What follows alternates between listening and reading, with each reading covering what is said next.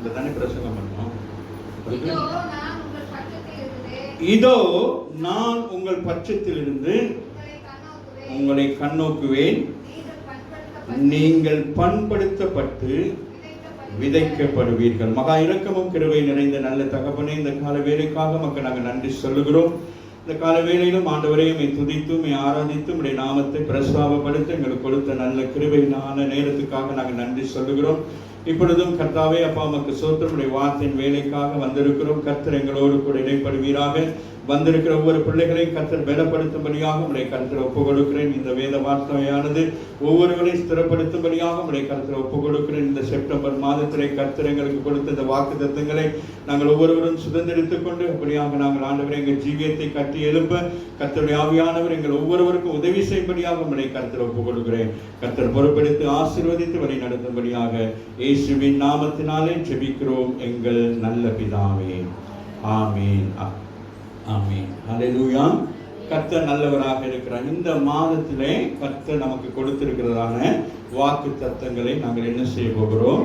நாங்கள் தியானிக்க போகிறோம். ஹல்லேலூயா. எத்தனை பேருக்கு சந்தோஷமாக இருக்கிறது? ஆகவே இஸ்ரவேல் ஜனங்களை குறித்து நாங்கள் பார்க்கிற பொழுது எசேக்கியேல் காலத்திலே அவர்கள் சிறையிருப்பின் காலத்தில் இருக்கிற அந்த வேதனையான காலத்திலே கர்த்தர் என்ன செய்கிறார்? அந்த ஜனங்களுடைய விண்ணப்பங்களை கேட்டு அவருடைய வேண்டுதலை கேட்டு அவர்களுக்கு ஒரு புதிய வழியை ஏற்படுத்துகிறார். அதன் குறித்து தான் நாங்கள் இந்த காலை வேளையிலே சுருக்கமாக நாங்கள் பார்த்து நாங்கள் முடிக்க போகிறோம். ஆகவே 36ஆம் அதிகாரத்தை நீங்கள் வீட்டில் போய் தொடர்ந்து வாசிங்க. ஆனால் நான் ஒரு சில காரியங்களை மாத்திரம் உங்களுக்கு பலனடையத்தக்கதாக சில காரியங்களை உங்களோடு கூட நான் பேச விரும்புகிறேன். ஆகவே இந்த இடத்துல நாங்கள் பார்க்கிறோம், வசனத்தை வாசிப்போம். இதோ நான் உங்கள் பட்சத்திலிருந்து உங்களை கண்ணோக்குவேன், நீங்கள் பண்படுத்தப்பட்டு விதைக்கப்படுவீர்கள் என்று சொல்லி இங்கே இஸ்ரவேல் ஜனங்களை குறித்து அல்ல. 8வது வசனம் சொல்லுகிறது, இஸ்ரவேல் மலைகளே, நீங்கள் உங்கள் கொப்புகளை விற்று என் ஜனமாகிய இஸ்ரவேலுக்கு உங்கள் கனிகளை கொடுப்பீர்கள், அவர்கள் சமீபமாய் வந்து விட்டார்கள் என்று சொல்லி ஆண்டவர் இஸ்ரவேல் ஜனங்களுக்கு அல்ல, இஸ்ரவேல் ஜனங்கள் தூர தேசத்திலிருந்து தன்னுடைய சொந்த தேசத்துக்கு வருவதற்கு அவங்க ஆயத்தமாக இருக்கிற பொழுது ஆண்டவர் சொல்லுகிறார், அந்த தேசத்தை பார்த்து என் ஜனங்கள் என் தேசத்துக்கு வரப்போகிறார்கள். ஆகவே பூமியாகி நீங்கள் என்ன செய்ய வேண்டும்? அவர்களுக்கு ஏற்ற கனி கொடுக்கக்கூடிய ஒரு என்னவாக மாற வேண்டும்? ஒரு நிலமாக மாற வேண்டும் என்று சொல்லி ஒரு ஆமீன் சொல்லி இந்த காலை வேளையிலே கடந்த மார்ச் மாதத்திலிருந்து வீடுகளிலே ஒடுங்கி இருந்த உங்களுக்கு ஆண்டவர் சொல்லுகிற முதலாவது காரியம், சபையை கர்த்தர் சொல்லுகிறார், நான் சுத்திகரிக்க போகிறேன். சபைக்கு நீ வரப்போகிற ஜனங்கள் இதுவரைக்கும் இருந்தது போல் அல்லாதபடிக்கு இனி அவருடைய வாழ்க்கையில இதுவரை சந்தித்த பிரச்சனைகள் போராட்டங்கள் எல்லாவற்றையும் கர்த்தர் நீக்கி உங்களுக்கு ஒரு புதிய சபையை ஆண்டவர் கொடுக்கிறார். ஆமீன் சொல்லுங்க. ஒரு புதிய நிலத்தை கொடுக்கிறார் உங்களுடைய ஆமீன் வாழ்க்கையில. இதுவரைக்கும் நீங்கள் ஆமீன் எவ்வளவு போராட்டங்களை சந்தித்திருப்பீர்கள் கடந்த மார்ச் மாதத்திலிருந்து. ஆகவே தான் ஆண்டவர் இந்த கால வேளையில் இந்த செப்டம்பர் மாதத்திலே நமக்கு வாக்குத்தத்தம் பண்ணுகிறார், இதோ நான் உங்கள் பட்சத்தில் இருந்து. ஆண்டவர் சொல்லுகிறார் இந்த செப்டம்பர் மாதத்திலே சொல்லுகிறார், என்ன சொல்லுகிறார்? நான் உங்கள் பட்சத்திலே இருந்து உங்களை கண்ணோக்குவேன் அப்படின்னு சொல்றார். மலைகளையும் நிலங்களையும் பார்த்து சொல்லுகிறார், என் ஜனங்கள் வருகிறபடினால் நான் என்ன செய்ய வேண்டும்? நான் உங்களை உங்கள் பட்சத்தில் இருந்து உங்களை கண்ணோக்குவேன். நீங்கள் என்ன செய்யப்பட வேண்டும்? பண்படுத்தப்பட வேண்டும். சபையாகியது எப்படி இருக்க வேண்டுமா? பண்படுத்தப்பட்ட நிலமாக இருக்க வேண்டும். கர்த்தருடைய பிள்ளைகளாகி நீங்களும் நானும் இதுவரைக்கும் எப்படி இருந்தோமோ தெரியவில்லை. இனி நீங்களும் நானும் கனி கொடுக்க வேண்டுமானால் நாங்கள் பண்படுத்தப்படுவதற்கு நம்முடைய ஆவி ஆத்மா சரீரத்தை ஒப்பு கொடுக்க வேண்டும். ஆமீன் சொல்லுங்க. அப்படி பண்படுத்தப்பட வேண்டும் என்று சொன்னால் அந்த நிலம் சகலவற்றையும் ஏற்றுக்கொள்ள வேண்டும். அவர்களுக்கு நேராக ஆமீன் அந்த பண்படுத்தப்படுகிற அந்த நிலம் ஆமீன் எப்படி உழப்படும் என்று சொல்லி நமக்கு தெரியும். ஆகவே அப்படி நீங்கள் உழப்பட்டால்தான் என்ன செய்ய முடியும்? நீங்கள் என்ன செய்ய முடியும்? நல்ல கனி கொடுக்க முடியும். ஆமீன் சொல்லுங்க. ஒரு பூமியானது அது சரியாக பண்படுத்தி அதில் இருக்கிற ஏசாயா 5ஆம் அதிகாரத்தில் வாசிக்கிற பொழுது அங்கே சொல்லுகிறார் ஆண்டவர், நான் ஒரு தோட்டத்தை ஏற்படுத்தி அது உள்ளுக்குள் என்ன செய்கிறேன்? அந்த கல் மற்ற எல்லாவற்றையும் எடுத்து எல்லாவற்றையும் என்ன செய்கிறான்? ஆயத்தப்படுத்தி என்ன செய்கிறார்? அங்கே திராட்சை தோட்டத்தை நாட்டினேன். அந்த வசனத்தை எடுத்து வாசிப்போம். அதை வேலி அடைத்து அதிலே நற்குல திராட்சை செடியை நாட்டினார். அந்த நற்குல திராட்சை செடியோ அவருக்கு கசப்பானதை கொடுத்தது என்று சொல்லப்படுகிறது. ஆமென் சொல்லுங்க. இனி நாங்கள் கசப்பானவர்களாக இருக்கக்கூடாது. ஆமென் சொல்லுங்க. இன்றைக்கு கூட நான் காலையில் நேற்றைய நாளில் இந்த மகளோடு கூட நான் பேசுகிற பொழுது சொன்னேன், இதுவரைக்கும் நாம் ஆராதித்தது போல அல்ல, இனி நம்முடைய ஆராதனைகளிலே நிறைய வித்தியாசங்கள் காணப்பட வேண்டும். ஆமென் சொல்லுங்க. ஆராதனை என்பது கூத்தும் கும்மாளமும் அல்ல. தேவனை இந்த இடத்துக்கு நாங்கள் கொண்டு வர வேண்டும். அவர் தாமே அவருடைய ஆலயத்தின் காரியத்தை அவர் செயல்படுவதற்கு நாம் என்ன செய்ய வேண்டும்? இடம் கொடுக்க வேண்டும். இஸ்ரவேல் ஜனங்களுக்கு ஆண்டவர் இடம் கொடுத்தார். அவர்களோ தங்களுடைய மன விருப்பத்தின்படியாக தங்களுக்கு தேவையான ஆசீர்வாதங்களை பெற்றுக்கொண்டு ஆண்டவருக்கு முதுகை காட்டினபடினால் தான் ஆண்டவர் என்ன செய்தார்? அவர்களை குறிப்பிட்ட ஒரு காலகட்டத்திலே அவர்களை கொண்டு போய் ஒரு 70 வருஷம் அவர்கள் என்ன செய்தார்கள்? பாபிலோன் தேசத்துக்குள்ள இருந்தார்கள். அங்கிருந்து வேதனைப்பட்டார்கள், கவலைப்பட்டார்கள், கண்ணீர் விட்டார்கள். இனி நாங்கள் அந்த தேசத்துக்கு போக மாட்டோமோ என்று சொல்லி வேதனைப்பட்டுக் கொண்டிருக்கிற பொழுதுதான் ஆண்டவர் இந்த காரியத்தை சொல்லுகிறார். வாசிப்போம், அடுத்த வசனத்தை வாசிங்கள். நான் உங்கள் மேல் பாருங்க, ஆண்டவர் சொல்லுங்க. பாருங்க, ஆண்டவர் எவ்வளவு நல்லவர் பாருங்களேன். ஆதாமை இந்த பூமியில உண்டாக்குற பொழுது ஆண்டவர் என்ன செய்கிறார்? ஆதாமை உண்டாக்கி விட்டு பூமியை உண்டாக்கினாரா? இல்ல பூமியை உண்டாக்கிட்டு ஆதாமை உண்டாக்கினாரா? அப்ப ஆதாமை உண்டாக்குவதற்கு முன்பு ஆண்டவர் என்ன செய்கிறார்? ஆதாம் என்கிற ஒரு மனுஷனை நான் இந்த பூமியில உண்டாக்க போகிறேன். ஆகவே அவனுக்கு ஏற்றவைகள் எல்லாவற்றையும் நான் என்ன செய்ய வேண்டும்? இந்த பூமியிலே உருவாக்க வேண்டும். அது உருவாக்கப்பட்டது எல்லாம் எப்படி இருக்க வேண்டும்? அது நல்லதாக இருக்க வேண்டும். ஆமென் சொல்லுங்க. ஆகவே எல்லாமே ஆண்டவர் என்ன செய்கிறார்? நல்லதாக காண்கிறார். அப்ப பாருங்க, அவருக்கா இல்லையே, இந்த மனுஷன் இந்த பூமியிலே அவர் நல்லதை பெற்றுக்கொள்ள வேண்டும். நான் உண்டாக்குற மனுஷனை கொண்டு நான் ஒரு புதிய யுகத்தை, ஒரு புது உலகத்தை உண்டாக்கி அதற்கூடாக ஒரு ஜெனரேஷன் ஏற்படுத்தி அதற்கூடாக பல காரியங்களை செய்ய வேண்டும் என்று சொல்லி அவர் கற்பனையினாலே அந்த காரியங்களை செய்தது போல இஸ்ரவேல் ஜனங்கள் மீண்டுமாக ஆமென் அவர்கள் என்ன செய்கிறார்கள்? தன் தேசத்துக்கு வருகிற பொழுது ஆண்டவர் அங்கிருக்கிற மலைகளோடும் அங்கிருக்கிற ஆமென் கனிகளோடும் அங்கே பேசுகிறார். அடுத்த வசனம், நான் உங்கள் மேல் இஸ்ரவேல் வம்சமாகிய மனுஷர் யாவரை என்ன செய்ய போகிறேன்? வர்த்திக்க பண்ண போகிறேன். இந்த இஸ்ரவேல் தேசத்துக்களை மீண்டும் ஆமென் இந்த தேசத்தை உருவாக்கி இந்த தேசத்துக்களை என் ஜனங்களாகிய இஸ்ரவேல் ஜனங்களை நான் என்ன செய்ய போகிறேன்? குறைவுள்ளவர்களாய் காணப்பட்ட என் ஜனங்களை நான் என்ன செய்ய போகிறேன்? அதிகமாக வர்த்திக்க பண்ண போகிறேன். இந்த கால வேளையிலே ஆண்டவர் சொல்லுகிறார், சபையை பார்த்து சொல்லுகிறார், சபையை நான் வர்த்திக்க பண்ண போகிறேன். ஒரு ஆமென் சொல்லுங்க. சபையில ஆத்துமாக்களை வர்த்திக்க பண்ண போகிறேன். ஆமென். அடுத்ததாக சொல்லப்படுகிறது, பட்டணங்கள் குடியேற்றப்படும். ஆமென். அடுத்தது என்னதான்? அந்த தேசம் எப்படி இருக்கிறது? இவர்கள் அங்க போனதுக்கு பிறகு அந்த தேசம், இஸ்ரவேல் தேசம் எப்படி இருக்கிறது? குடியேற்றம் இல்லாத ஒரு தேசமாக காணப்பட்டது. எந்த ஒரு முன்னேற்றமும் இல்லாத ஒரு தேசமாக காணப்பட்டது. இப்ப ஆண்டவர் என்ன செய்கிறார்? அதை சீர்படுத்தி ஒழுங்குபடுத்தி இன்னைக்கு எத்தனை பேருக்கு சொல்ல முடியும்? நாங்கள் இந்த சரஸ்வதி நகருக்கு வந்ததுக்கு பிறகு இந்த சரஸ்வதி நகரை கர்த்தர் ஆசீர்வதித்திருக்கிறார் என்று சொல்லி எத்தனை பேருக்கு சொல்ல முடியும்? ஆதி காலத்துல வாழ்ந்தவர்கள் இப்பொழுது சொல்லிக்கொண்டே இருப்பாங்க, இங்க இருந்து பார்த்தா ஏரி தெரியும், இங்க இருந்து பார்த்தா ஏரி தெரியுமாங்க. இன்னைக்கு ஏரியும் தெரிய மாட்டேங்குது. எல்லாம் சிங்கப்பூர் மாதிரி எல்லாம் கிளாஸ் கட்டி சுத்தி பாக்குற நேரம் மூச்சு விட முடியாத அளவுக்கு என்ன உண்டாயிட்டு? என்ன உண்டாயிட்டு? இப்ப சரஸ்வதி என்ன ஆயிட்டு? சிட்டி ஆகிட்டு. ராமின்னு சொல்லுங்க. ஆமா, அப்ப நம்ம எப்படி இருக்கிறோம்? ஆண்டவர் பாருங்க உண்டாக்குகிறார் இவை எல்லாவற்றையும். ஆமா, பட்டணங்களே கட்டப்படும். ஆமென். இந்த நாளில என்ன செய்கிறார்? 3 காரியத்தை செய்கிறார். என்னது? வர்த்திக்க பண்ணுகிறார், குடியேற்ற பண்ணுகிறார், ஸ்தலங்களை என்ன செய்கிறார்? கட்டப்படுகிறார். இன்னும் ஆமென் சபை கட்டப்பட வேண்டும், குடும்பங்கள் கட்டப்பட வேண்டும். ஆமென். குடும்பத்தில் இருக்கிற எல்லா குடும்பங்களும் இன்றைக்கு ஆமென் பிரிந்து போய் இருக்கிறாங்க. உலக மக்களை விட இன்னைக்கு கிறிஸ்தவர்களுக்குள்ள தான் அநேக பிரிவுகள், அநேக பிரச்சனைகள், ஒரு சமாதானம் இல்லை. இப்படிப்பட்ட காரியங்களுக்கு இனி அப்படியெல்லாம் இருக்கக்கூடாது. விசுவாச பிள்ளைகளாகி நீங்கள் நானும் ஆமென் சபைக்கு வருகிற பிள்ளைகள் உங்களை நீங்கள் சீர்படுத்திக் கொள்ள வேண்டும். வசனத்தை கேட்டு உங்களை சீர்படுத்திக் கொள்ளணும். உங்களுக்கு இங்கிருந்து பிரசங்கிக்கிற வார்த்தைகளை கேட்டுட்டு அப்படியே படிக்காங்கிட்டு போனதுக்கு பிறகு மீண்டும் அதே மாதிரி பழைய குருடி கதவை திறடின்னு சொல்லிட்டு போகாதபடிக்கு நீங்க என்ன செய்ய வேண்டும்? ஆமென். உங்களை அலசி ஆராய்ந்து நீங்கள் என்ன செய்ய வேண்டும்? நீங்கள் ஆசீர்வதிக்கப்பட்ட ஜனங்கள். ஒரு ஆமென் சொல்லுங்க. ஏன் கர்த்தர் இதை அனுமதித்தார்? இந்த காலங்கள் ஏன் அனுமதித்திருக்கிறார்? ஆகவே இதன் நிமித்தம் நமக்கு தீமைக்கு அல்ல, இவைகள் சமாதானத்துக்கு ஏற்றது என்று சொல்லி நாங்கள் எரேமியா தீர்க்கதரிசி புத்தகத்திலே வாசிக்கிறோம். ஆகவே இந்த சம்பவங்கள் எல்லாம் உங்களை உயிர்ப்பித்து இருக்கிறது. ஆமென். எத்தனை பேர் விசுவாசிக்கிறீங்க? நாங்கள் இந்த காலகட்டங்களிலே தான் உணர்ந்தோம் சபையுடைய காரியங்கள். இன்னைக்கு எத்தனை பேர் போன் பண்ணி கேட்கிறாங்க தெரியுமா? வீட்டுக்கு வர மாட்டீங்களா? திருவிருந்து கொடுக்க மாட்டீங்களா? அப்போ நாங்கள் அன்னைக்கு வீட்டுக்கு வர்ற நேரம் யோசிப்பீங்க, 2 இட்லி கொடுக்குறதுக்கு யோசிப்பீங்க. இன்னைக்கு வீட்டுக்கு வருவீங்களா அப்படின்னு கேட்குறாங்க. திருவிருந்துவோம் அறிவிக்கிறோம் யாருமே வர்றதில்லை இன்னைக்கு. அவன் இப்போ எல்லாம் மனசுல எல்லாம் யோசனையா இருக்கணுமா, எல்லாவற்றையும் இழந்து போயிருக்கிறோமே என்று சொல்லி. ஆமே, அது இழப்பு அல்ல, உங்களுக்கு அது ஒரு பாடம். ஆமின்னு சொல்லுங்க. கர்த்தருடைய பிள்ளைகள், இனி வரும் காலங்களிலே நீங்களும் நானும் சேர்ந்துதான் என்ன செய்ய வேண்டும்? தேசத்துக்கு ஒரு மாற்றத்தை கொண்டு வர வேண்டும். ஆமின்னு சொல்லுங்க. ஆகவே அடுத்த வசனத்தை வாசிப்போம். உங்கள் மேல்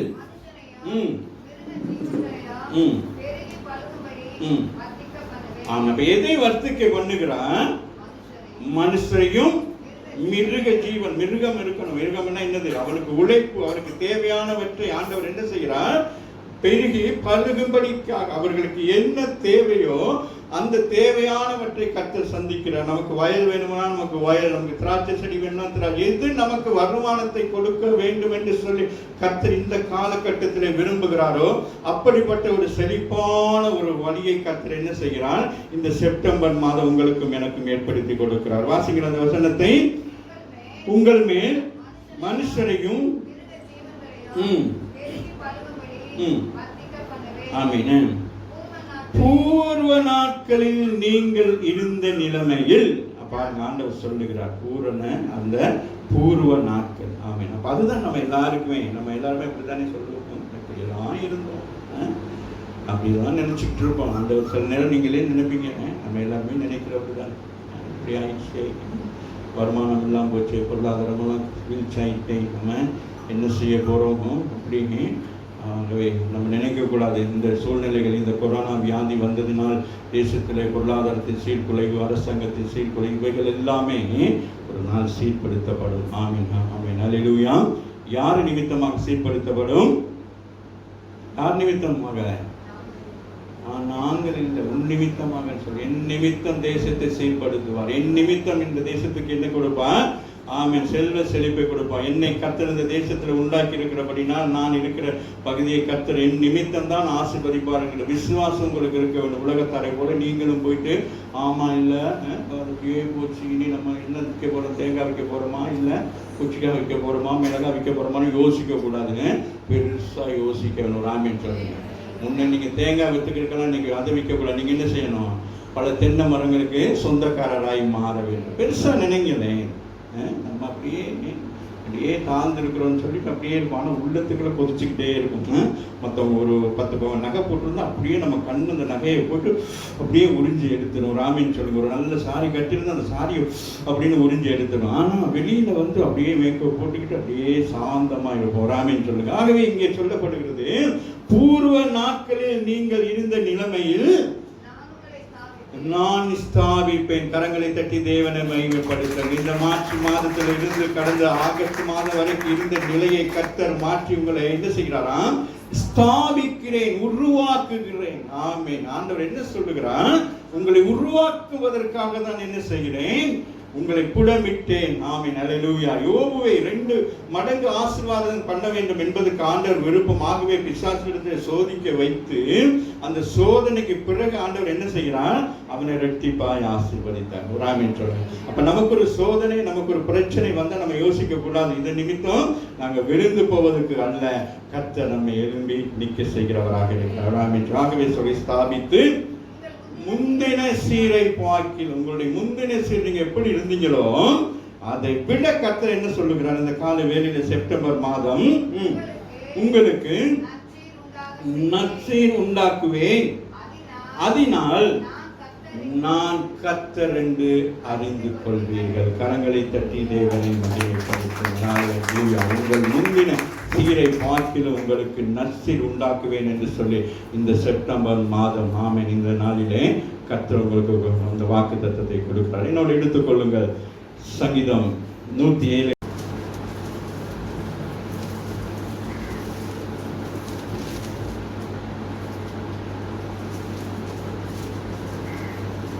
35 வாசிங்க.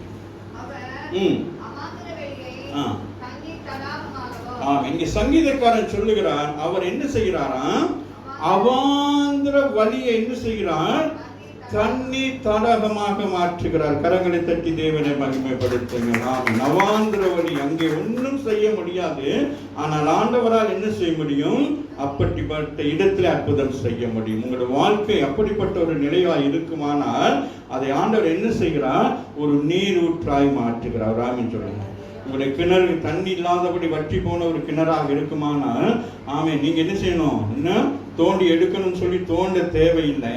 நீங்கள் ஆண்டவரை நோக்கி பார்க்கிற பொழுது கர்த்தர் என்ன செய்கிறார், உங்களுக்கு அதை நிரப்புகிறவராக இருக்கிறார். அடுத்து சொல்லுகிறார் பாருங்களேன், வறண்ட நிலத்தை மாற்றுகிறார். ஆமென். இந்த செப்டம்பர் மாதம் ஆண்டவர் என்ன செய்கிறார், வறண்ட நிலத்தை என்ன செய்கிறார், நீரூற்றுகளாக. வறண்டு போயிடுச்சு. ஆமென். உங்களுடைய வாழ்க்கை எப்படி காணப்படுகிறது, வறண்டு போனது போல காணப்படுகிறது. வியாபாரம் இல்லை, வருமானம் இல்லை, ஆமென், சுகம் இல்லை, பலன் இல்லை, ஆரோக்கியம் இல்லை, உலக கவலைகள், பல விதமான யோசனைகள். ஆமென்.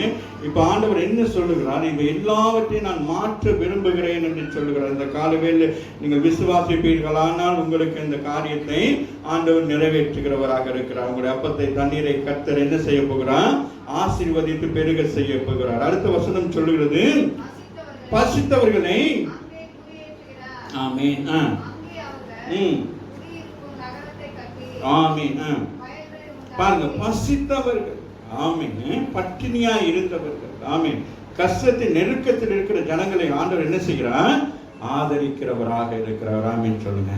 உங்களையும் என்னையும் கர்த்தர் ஆதரிக்கிறவராக இருக்கிறார். ஆமென். பசித்தவர்கள் அங்கே குடியேற்றுகிறார். ஆமென். நம்ம பசித்தவர்களை தான், பசி தாகம் உள்ளவர்களை கர்த்தர் என்ன செய்கிறார், இந்த நிலத்திலே குடியேற்றுகிறது போல ஆமென், கர்த்தருடைய வார்த்தையிலே பசியாய் இருக்கிற உங்களை ஆண்டவர் என்ன செய்வார், இந்த சபைக்குள்ளே உங்களை என்ன செய்வார், குடியேற்றுகிறவராக இருக்கிறார். ஆமென். இந்த வருஷத்துல, இந்த நாட்களிலே இனி நீங்கள் என்ன செய்ய வேண்டும், நமக்கு முதல் சொன்னது போலவே தான் என்ன செய்யணும், வேதங்களை நல்லா திருப்பி திருப்பி திருப்பி வாசிங்க. நல்ல வேதங்களை வாசிக்க வேண்டும். ஏன்னா இந்த நாட்களிலே உபதேசங்கள், வித்தியாசமான உபதேசங்கள் வந்து கொண்டிருக்கிறது. வேத வசனங்களை எப்படினாலும் நமக்கு ஏற்றபடி பேசுகிற ஒரு காலகட்டத்தில் வந்து கொண்டிருக்கிறோம். ஆகவே நல்லா ஜெபிக்கணும், வேதம் வாசிக்கணும். அப்படிதான் இருந்தால் தான் சபைக்குள்ளே நீங்கள் நிலைத்திருக்க முடியும். ஆமென். சித்தவர்களை அங்கே குடியேற்றுகிறார். அங்கே அவர்கள் நகரத்தை கட்டி வயல்களை உண்டாக்கி விதைத்து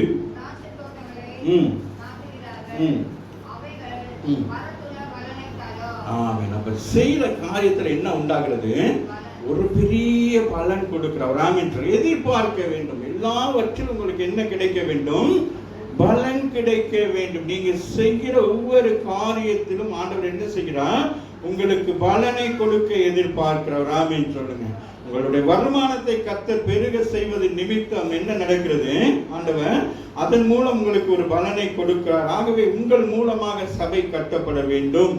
ஆமென். சபையினுடைய சகல காரியங்கள் சந்திக்கப்பட வேண்டும், ஊழியக்காரர்கள் பலப்பட வேண்டும். இதற்காக ஆண்டவர் என்ன செய்கிறார், அப்படிப்பட்டவர்களை வேதத்திலே வாசிக்கிற பொழுது, ஆண்டவராகிய இயேசு கிறிஸ்து ஊழியம் செய்கிற பொழுது அநேக ஆமென் ஸ்திரீகள் அவரோடு கூட இணைந்து ஊழியம் செய்தார்கள். அவர்களை குறித்து வேதம் தெளிவாக சொல்லுகிறது, அவர்கள் ஆஸ்தி உள்ளவர்கள் என்று சொல்லி ஒரு ஆமென் சொல்லி. இந்த பூமியிலே கர்த்தருடைய ஊழியத்தை செய்வதற்கு அநேக தேவைகள் இருக்கிறது. அந்த தேவைகளை உணர்ந்து அந்த தேவைகளை சந்திக்கும்படியானவர்களை தான் கர்த்தர் என்ன செய்கிறார், சபை மேல் ஆமென் பசிதாகம் உள்ளவர்கள், சபைக்கு ஊழியத்தின் காரியங்களுக்கு செய்ய வேண்டும் என்கிறவர்களை கர்த்தர் செலக்ட் பண்ணி சபைகளை கொண்டு வந்து வைத்து அவர்களையும் ஆசீர்வதித்து சபையும் ஆசீர்வதிப்பார். ஒரு ஆமென் சொல்லுங்கள். அடுத்த வசனம் என்ன சொல்கிறது, பாருங்க, அவர்களை ஆசீர்வதிக்கிறார், மிகுதியும் பெருகுகிறார்கள். ஒரு ஆமென் சொல்லுங்க. பாருங்க, ஒருத்தர் சொல்ல மாட்டேங்கிறீங்க, மிகுதியா பெருக மாட்டேங்கிறீங்க, எல்லாம் வாயடிச்ச மாதிரி இருக்கீங்க. நான் உங்களுக்கு ஆசீர்வாதத்தை குறித்து தான் பேசிக்கிட்டு இருக்கேன், வாக்குத்தத்தனால ஆசீர்வாதத்தை குறித்து பேசிக் கொண்டிருக்கிறேன். அவர்களை பாருங்க, அவர்களை ஆசீர்வதிக்கிறார். அவர்கள் என்ன செய்யப்படுகிறார்களாம், மிகுதியும் பெருகுகிறார்கள். ஆமென். குறையாது இருக்க பண்ணுகிறார். பாருங்க, குறைவு இல்லை. புரியுதா உங்களுக்கு, என்னென்ன குறைவு இல்லை, எதை செஞ்சாலும் ஆசை. ஆமென். சொல்லுவாங்க இல்லையா, என் மகன் என்ன கைட்டு செஞ்சாலும் ஆசீர்வாதம். மகன் எதை செஞ்சாலும் ஆசீர்வாதமாக இருக்கும். ஆமீன். அந்த ஆசீர்வாதம் எங்கேருந்து வருது? ஆண்டவர் 41 வாசிங்க.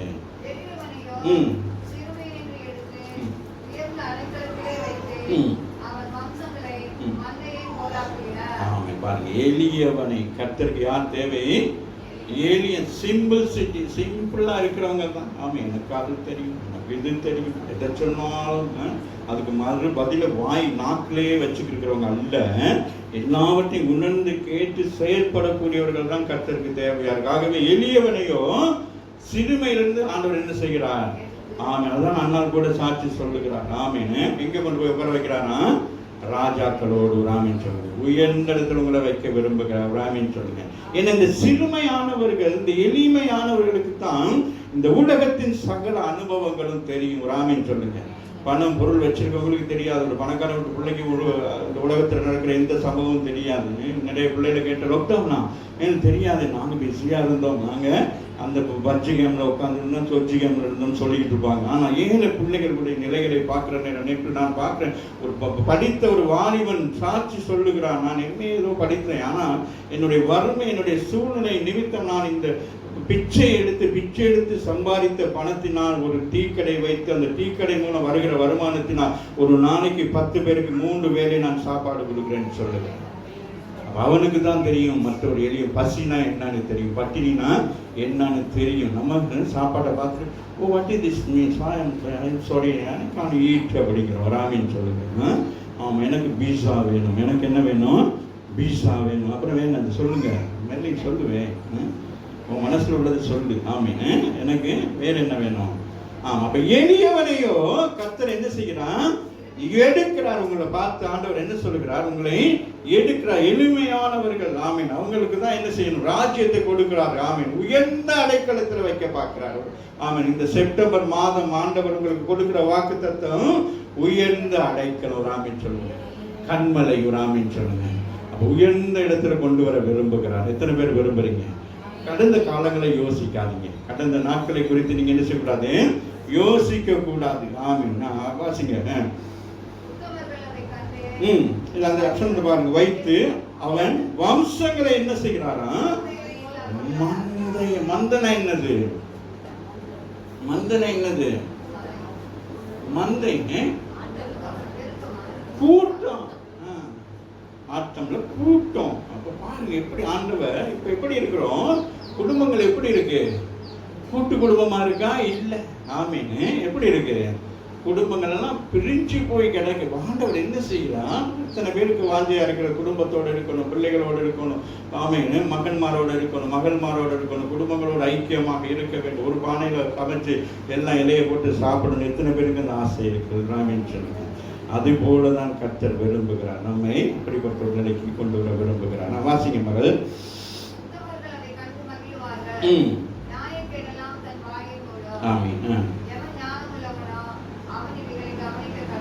சொல்றார் கடைசி சங்கீத கடைசி சொல்ற, எவன் ஞானம் உள்ளவனா இருக்கிறானோ அவன் என்ன செய்யணும்? இந்த காரியத்தெல்லாம் கவனிச்சு நடக்கணும். ஞானம் இல்லாதவங்க கேட்டுட்டு பேசாம போயிடுவாங்க. அதனாலதான் ஆண்டவர் பிரசங்கம் பண்ற நேரம் என்ன சொல்றார்? காது உள்ளவர்கள் என்ன செய்யணும்? அவருக்கு தெரியாது, அவர் தானே படிச்சாரு. அப்ப அங்க வந்தவங்க எல்லாம் காது இல்லாம இருந்தாங்க. எல்லாருக்கும் காதெல்லாம் இருந்துச்சு, ஆனா காதுல என்ன இல்ல? என்ன இல்ல? கேட்கிற திறன் இருக்காது. இன்னைக்கு நிறைய பேருக்கு என்ன இல்லை? ஆனால் இயேசு கிறிஸ்து பிரசங்கிக்கிற பொழுது யாருமே எந்திரிச்சு போனதில்லை. ஒரு ஆமீன் சொல்லுங்க. ஆமீன். எல்லாருக்கும் இனிமையாக இருந்த அவருடைய வார்த்தைகள், அவருடைய சொற்கள் ஜனங்களை ஆமீன் எழுப்பிக் கொண்டே இருந்தது. அது போலதான் அவர் எழுதி வைத்திருக்கின்ற வார்த்தைகள் உங்களுக்கும் எனக்கும் பலனால் ஆரோக்கியமா இருக்கு. எத்தனை கதை புஸ்தகங்களை வாசிக்கணும், எத்தனை விஷயங்களை வாசித்தால் நமக்கு அதுல இருந்து நமக்கு ஒன்றுமே இருக்காது, வெளியில வந்துடுவோம். ஆனால் இந்த வேதத்தை விட்டு நம்ம என்ன செய்ய முடியாது? ஒரு நாளும் வெளியில வர முடியாது. நாம நம்ம லாக்டவுன்குள்ள இருக்கிறது போலதான் அந்த வேதம். நாம எப்ப பார்த்தாலும் என்னது நமக்கு அதை குறித்தே ஆண்டவனோடு கூட பேசிக்கொண்டு இருப்பார். எவன் ஞானம் உள்ளவன் அவன் இவைகளை கவனிக்க கடவன் உணர்ந்து கொள்வார்கள். அவருடைய கிருபை ஞானவான்கள் தான் உணர முடியும். ஞானமற்றவர்களுக்கு உணர முடியாது. கிருபைனா என்னது? நம்ம எதிர்பார்க்காத ஒரு காரியத்தை கர்த்தர் நமக்கு கொடுத்திருக்கிறார். ராமின்னு சொல்லுங்க. நம்ம நினைச்சோமா அப்படி ரட்சிக்கப்படுவோம், அப்படி ஞானஸ்தானம் பெறுவோம், இப்படி சபையில வந்து கொண்டுகிட்டு உட்காந்துருப்போம் அப்படின்னு நினைச்சோமா? இல்லையே. அப்ப நம்ம எதிர்பார்க்கல, நம்ம வேண்டலை, நம்ம செய்யல. ஆனால் ஆண்டவர் முன்குறித்து நம்மை இப்படிப்பட்ட ஒரு நிலைமைக்கு கொண்டு வந்திருக்கிறார். ஆமென். அல்லேலூயா. வாசிப்போம் அதே அதிகாரத்தில் 36ஆம் அதிகாரத்தில் 25 வாசிப்போம். அப்பொழுது சுத்தமான ஜலம் தெளிப்பேன்.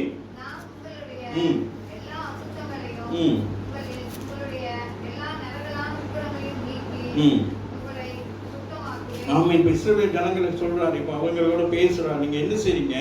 இடம் சுத்தமா இருக்கிறது. ஆமென். இப்ப என்ன செய்யணும்? இடத்துக்கு வருகிற நீங்க எப்படி இருக்கணும்? சபையை ஆண்டவர் சுத்திகரித்து விட்டா சபைக்கு வரவங்க எப்படி இருக்கணும்? சுத்தமாக இருக்க வேண்டும். ஆகவேதான் ஆண்டவர் என்ன, அவரை சொந்த ரட்சகரை ஏற்றுக்கொண்டு ஆண்டவர் முதலாவது செய்கிற காரியம் என்னது? ஞானஸ்தானம். ஆமென். அப்ப ஞானஸ்தானம் பெறாதவங்க எப்படி இருக்கீங்க? சபைக்கு வரீங்க, வார்த்தை கேட்க, ஆனா அழுக்கா தான் இருக்கிறீங்க. அப்ப அந்த அழுக்கு என்ன செய்யணும்? அது கழுவப்பட வேண்டும். ஆமென் சொல்லுங்க. ஆக அழுக்கோட, அப்ப சில பேர் என்னது ஞானஸ்தானம் பெற்று என்ன எப்படி இருக்காங்க? அழுக்கோட தான் இருக்கிறாங்க. ஆகவே இந்த அழுக்கோட வந்து என்ன, சுத்தமானத்துல அழுக்கு இருந்தா எப்படி இருக்கும்? யோசிச்சு பாருங்களேன். வாசிங்க. நரகலான விக்கிரகங்களை நீக்கி உங்களை சுத்தமாக்குவேன். அவர் சுத்தமாக்குனாதான் நீங்க சுத்தமாக முடியும். ஒரு ஆமீன் சொல்லுங்க. நீங்க சோப்பெல்லாம் போட்டு சுத்தமாக முடியாது. ஒரு ஆமீன் சொல்லுங்க. அவர் உங்களை சுத்தமாக்க விரும்புகிறார். இந்த காலவேளையில் அப்படி வசனம் உங்களை சுத்திகரிக்கிற இந்த காலவேளையில் வசனத்தை கேட்கிற அருமையான பிள்ளைகள் ரொம்ப நாளைக்கு பிறகு சபைக்குள்ள வந்து உங்களுக்கு என்னவாகிறது?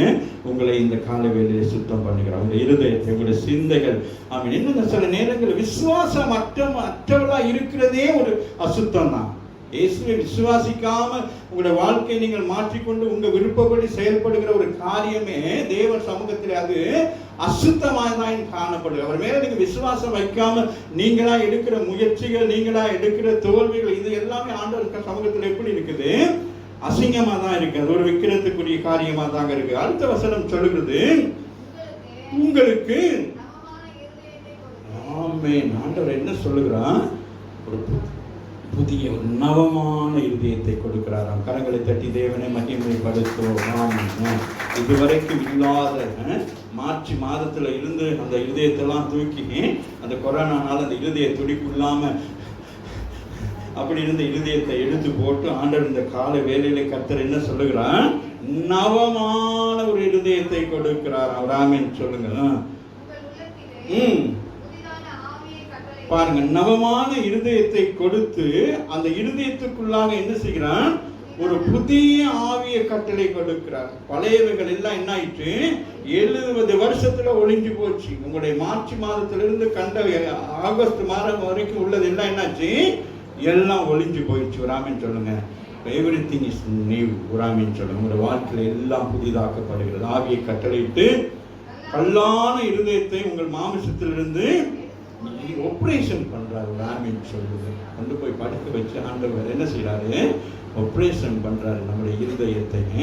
ஆமென். அந்த கல்லான இருதயம், எது சொன்னாலும் கேட்காம அப்படியே இருந்த இருதயத்தை கர்த்தர் மாற்றி என்ன செய்யறார்? சதையான இருதயத்தை உங்களுக்கு கொடுப்பேன் என்று சொல்லுகிறார். அப்ப பாருங்க, மனுஷனுடைய இருதயம் ஆண்டவர் பார்க்கிற எவ்வளவு நம்ம இருதயம் எப்படி இருக்கு? எப்படி இருக்கு? கேடுக்குள்ள இருதயம். என்னதான் சொன்னாலும், என்னதான் கல்லு மாதிரி. ஆமென். சில பிள்ளைகளை போன்னு சொன்னா போ, அப்படியே நிக்கு, போ அப்படிங்குங்க. அது சொன்னதை கேட்கிற வரைக்கும் அப்படியே அந்த மாதிரி நம்ம இருதயம் கேட்டு, வார்த்தையை கேட்டு கேட்டு, சத்தியத்தை கேட்டு கேட்டு, சபைக்கு வந்து பாடி எல்லாம் செஞ்சு செஞ்சு நம்ம இருதயம் எப்படி ஆயிடுச்சு? கல்லு மாதிரி ஆயிடுச்சு. ஆமென் சொல்லுங்க. அதை உடைக்க முடியாதமா. இப்படிதான் ஆராதனை, இப்படிதான் இதுனா, இப்படிதான் கர்த்தர் இந்த செப்டம்பர் மாதத்தின் சகலவற்றை மாற்ற விரும்புகிறார். உங்களுக்கு நவமான இருதயத்தை கொடுக்கிறார். ஆமென். உங்களுக்கு ஒரு பரிசுத்தமான ஒரு ஆவியை கொடுக்கிறார். இனி நீங்கள் ஆண்டவர் விரும்புகிற அந்த ஆராதனைக்குள் உங்களை பிரவேசிக்க செய்ய விரும்புகிறார். கட்டிடத்தை போல நீங்கள் ஆலயம் கட்டிடமாக இருக்கிறது. ஆண்டவர் சொல்லுகிறார், பவுல் மூலமா சொன்னார், நீங்களே தேவனுடைய ஆலயம் என்று சொல்லுகிறார். அந்த ஆலயம் எப்படிப்பட்ட ஆலயமாக இருக்க வேண்டும்? அது உயிருள்ள ஆலயமாக மாற வேண்டும். ஆமென் சொல்லுங்க. அந்த உயிருள்ள ஆலயத்துல தான் ஆண்டவர் வாசம் பண்ணுவார். இந்த கரடு முரடான கல்லான இதில் ஆண்டவர் என்ன செய்ய மாட்டாரு? வாசம் பண்ண மாட்டார். ஆகவே உங்களை கர்த்தர் சொல்லுகிறார், உங்களுக்கு நவமான இருதயத்தை கொடுத்து உங்கள் உள்ளத்திலே புதிதான ஆவியை கட்டளையிட்டு கல்லான இருதயத்தை உங்கள் மாமிசத்திலிருந்து எடுத்து போட்டு சதையான இருதயத்தை உங்களுக்கு கொடுப்பேன்.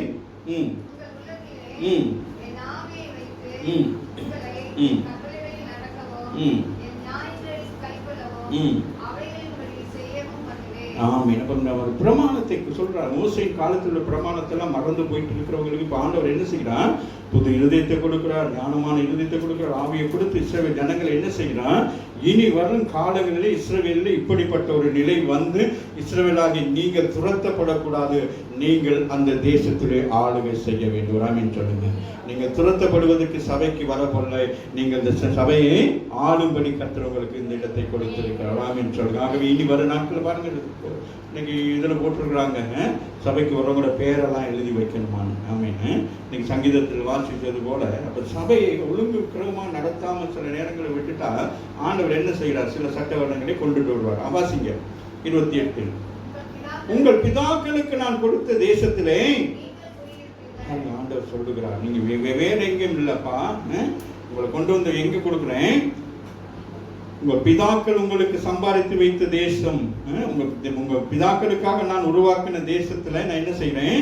ஏன்னா அங்கிருந்து போயிட்டு வர்ற ஜனங்கள் புது ஜனங்கள், 70 வருஷத்துக்கு பிறகு வர்றவங்க புது ஆக்கள், அவங்களுக்கு எருசலேம்னா என்ன கலர்னே தெரிஞ்சிருக்காது. ஆமீன். அப்ப அவங்க மீண்டும் அந்த தேசத்துக்கு வருகிற பொழுது ஆண்டவர்களை ஆறுதல் படுத்துகிறார். உங்கள் பிதாக்களுக்கு நான் கொடுத்த தேசத்துல தான் நீங்கள் என்ன செய்ய போறீங்க?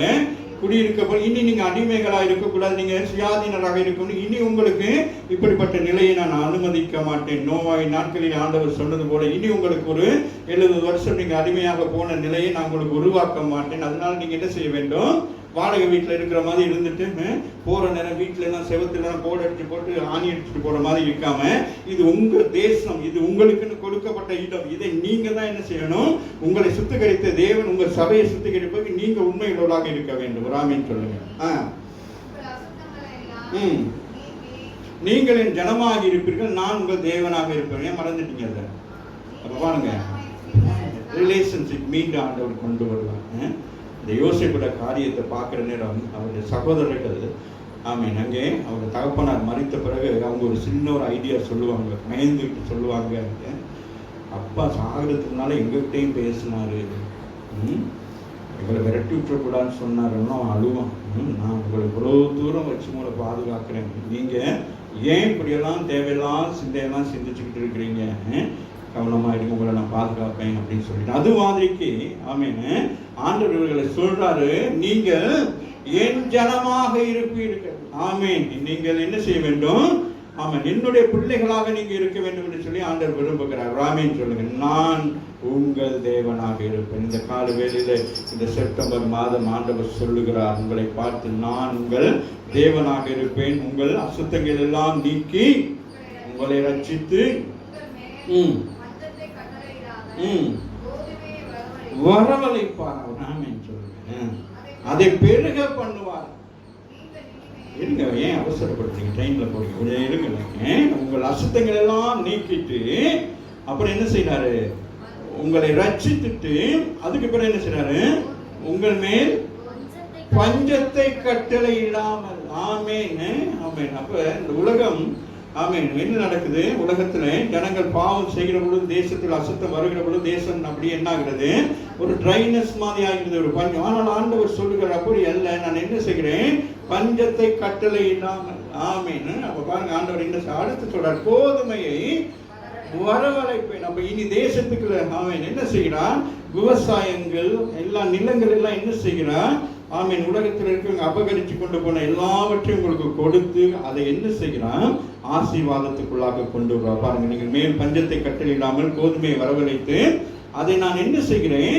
பெருக பண்ணுகிறேன் என்று சொல்றாங்க. நீங்கள் இனிமேல்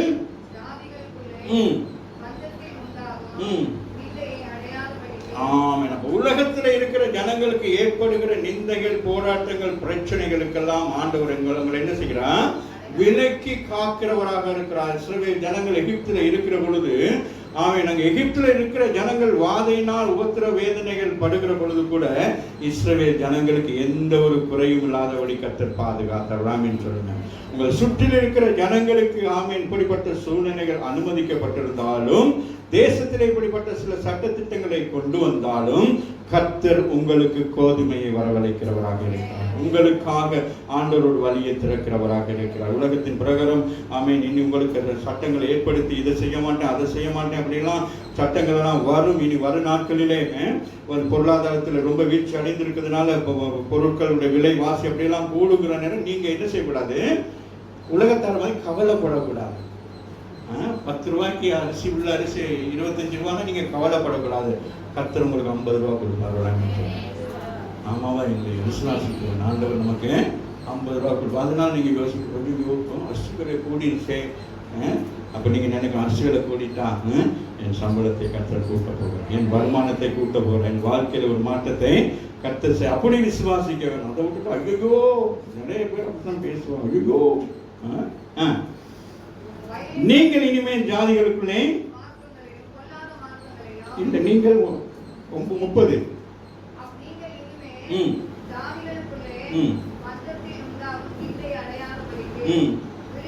விருட்சத்தின் கனிகளை வயலின் பலன்களையும். ஆமென். கரங்களை தட்டி தேவனை மகிமைப்படுத்துங்கள். கர்த்தர் இந்த செப்டம்பர் மாதம் குறிப்பாய் சொல்லுகிறார், உங்களுக்கு பெருக்கத்தை ஏற்படுத்துவேன் என்று சொல்லி. அது என்ன பெருக்கம் என்று எனக்கு தெரியல. ஆனால் உங்களுக்கு ஆண்டவர் என்ன செய்கிறார், எல்லாவற்றிலும் ஒரு பெருக்கம். அப்படின்னா என்னது? இந்த மார்ச் மாதத்துல நீங்க எப்படி இருக்கிறீங்க?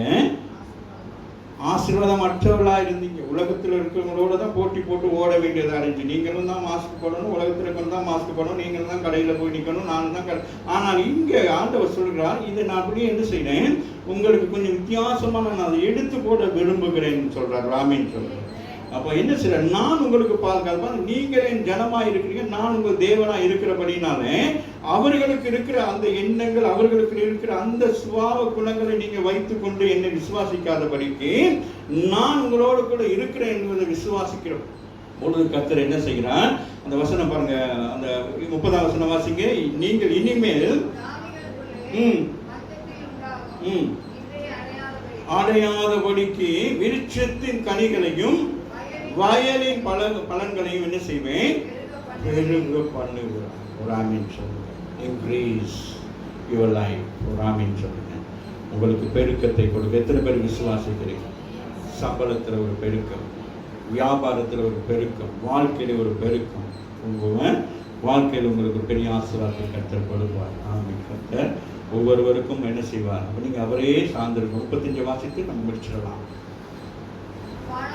பாழாய் கிடந்த இந்த தேசம் எப்படியா இருக்கான்? ஆமா, அந்த நாட்கள் எல்லாம் யோசிக்கிறது. ஞாயிற்றுக்கிழமை சில நேரம் சில பேர் கேட்பாங்க, பிரதர் மாதிரிலாம் கேட்பாங்க, ஏன் பாஸ்டர் வர வேண்டாம்னு சொல்றீங்க? நான் சொன்னேன், இருக்கிற ஜனங்களை வச்சு தான் ஆராதனை நடத்தணும், அதனால பார்த்து கொள்ளலாம். அப்போ எப்படி இருந்துச்சு சபை? எப்படி இருக்கும்? எல்லாம் அலங்காரம் போல இருந்தாலும் சபையில் விசுவாசிகள் இல்லாமல் ஆராதனை இல்லாட்டி எப்படி இருக்கும்? எப்படி இருக்கும்? பாலானது மாதிரின்னு இருக்கும். வீடை வாங்கி போட்டு வீட்டுக்கு ஒன்றுமே இல்லாட்டி எப்படி இருக்கும்? சத்துற மாதிரி இருக்கும். அப்போ அப்படிதான் இருந்துச்சு சபை. எல்லாம் இருக்குது, லைட் இருக்குங்க, பின்னுக்கு பாருங்கள் டெக்கரேஷன்லாம் பண்ணினேன், புது ஆலயத்துக்கு நான் தான் எல்லாம் செஞ்சேன். கையில் தான் கை தட்டுங்க. இந்த புதுசவங்களெல்லாம் ஒரு புதிய ஒரு நிகழ்ச்சி கொண்டு வரணும்னு சொல்லிட்டு கஷ்டப்பட்டு எல்லா வேலையும் செஞ்சு அப்போ உங்களை எப்படி ஏதேன் தோட்டத்தை போல இருக்குதுன்னு சொல்லுங்க. பாருங்க, இதெல்லாம் இருக்குதெல்லாம் சாப்பிடாதீங்க. இதெல்லாம் வாசிங்க. பாலான் கிடந்த தேசம் ஏதேன் தோட்டத்தை போலாயிட்டு அவாந்திரமும்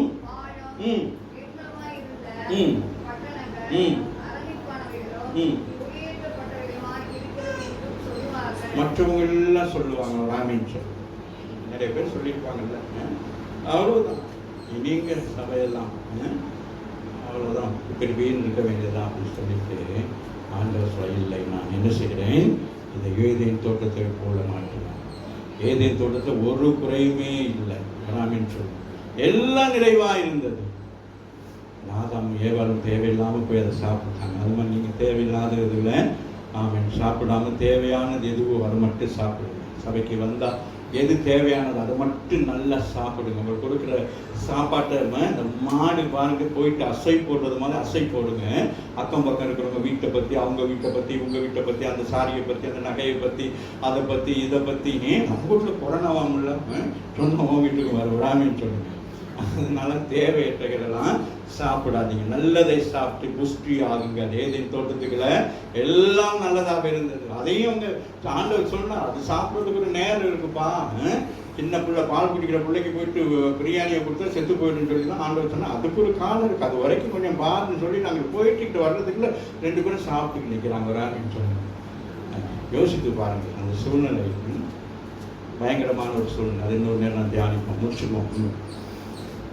வாசிங்க மகள்.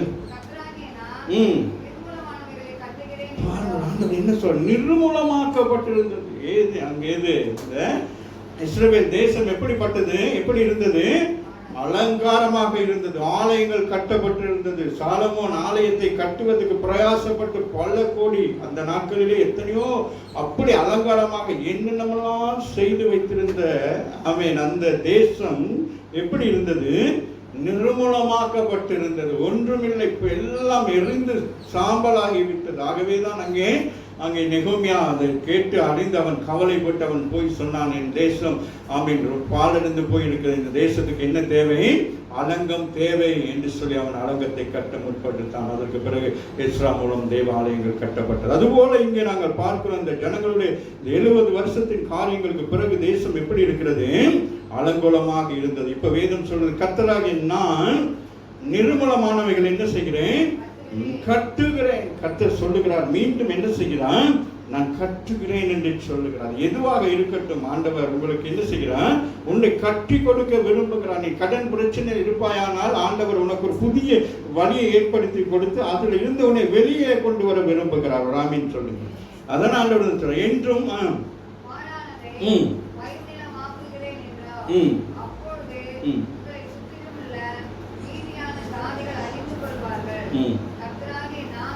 கர்த்தராகிய நான் இதை சொன்னேன், இதை செய்வேன்.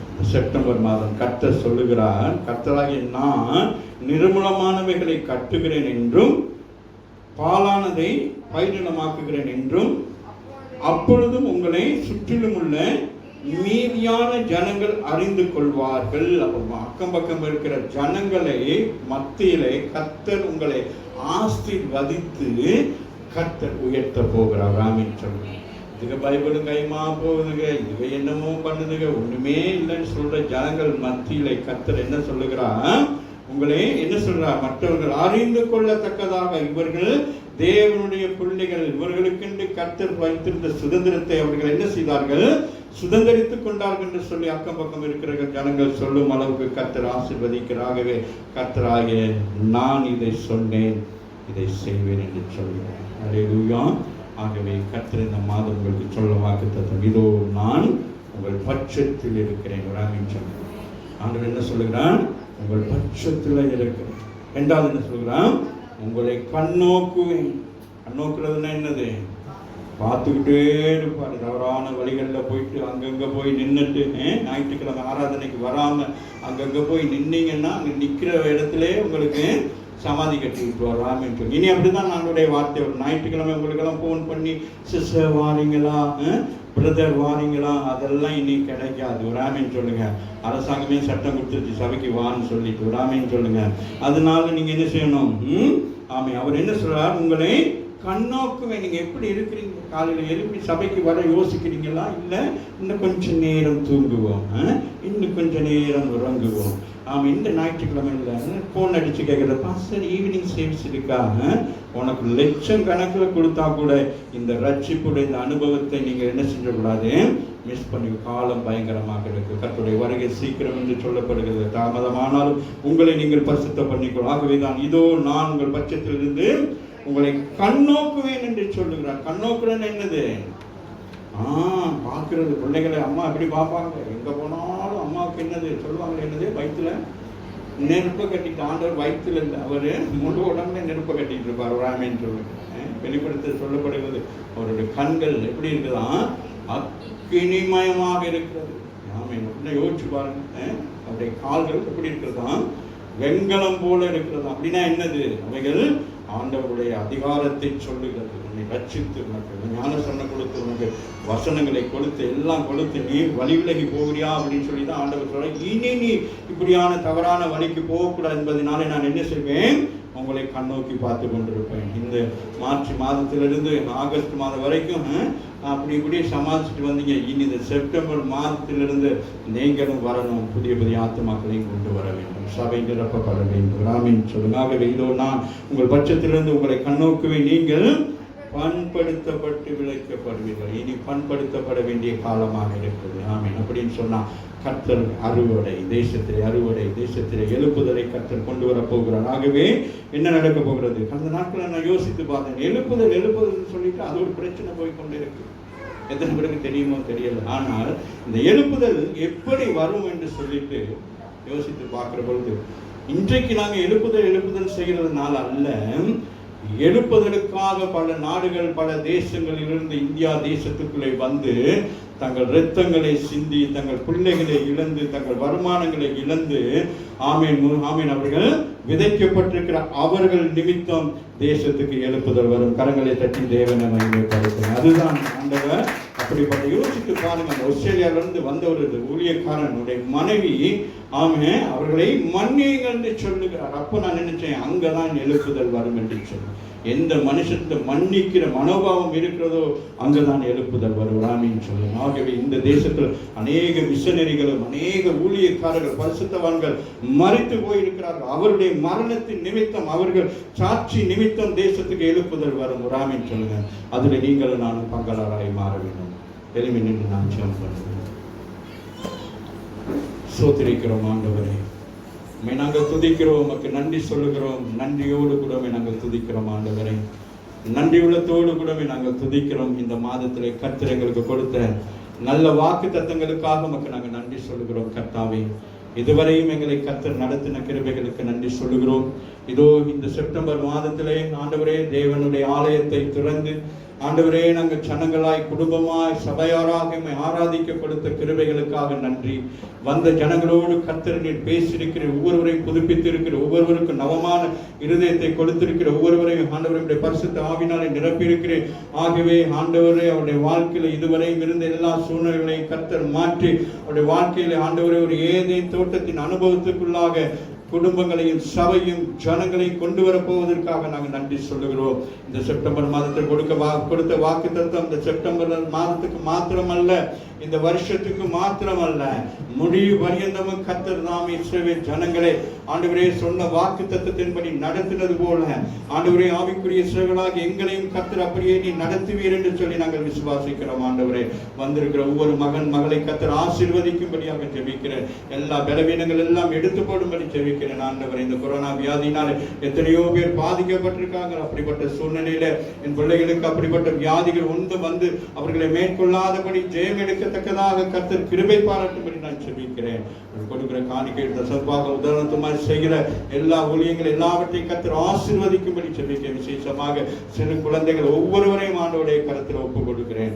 ஒவ்வொரு பிள்ளைகளையும் கர்த்தர் பொறுப்பெடுக்கும்படி ஜெபிக்கிறேன். வயோதிபான ஒவ்வொருவரையும் தாய்மார்கள் ஒவ்வொருவருக்கும் நான் ஜெபிக்கிறேன். வாலிப பிள்ளைகளுக்காக ஜெபிக்கிறேன். இந்த இடத்திலிருந்து போகிற பொழுது கர்த்தாவே இந்த வசனங்கள் ஒவ்வொன்றும் அவருடைய வாழ்க்கையில கிரிகை செய்யும்படியாக நான் ஜெபிக்கிறேன். ஆண்டவரே, கர்த்தர் அவர் பட்சத்தில் இருந்து கர்த்தர் தாமே அவர்களை கண்ணோக்கி பார்த்து அவர்களை பண்படுத்தி ஆண்டவரே கர்த்தாவே ஆண்டவரே ஒரு விளைச்சல் ஒரு நிலமாய் மாற்றப் போவதற்காக மக்கள் நாங்கள் நன்றி சொல்லுகிறோம். கர்த்தர் ஒவ்வொருவரையும் பொறுப்படுங்கள், ஆசீர்வதிக்க வழி நடத்துங்கள். இந்த திருக்கரத்தில் ஒப்புக் கொடுக்கிறேன். கர்த்தர் பொறுப்படுத்தி ஆசீர்வதித்து வழி நடத்தும்படி இயேசுவின் நாமத்தில் நான் ஜெபிக்கிறோம் எங்கள் நல்ல பிதாவே.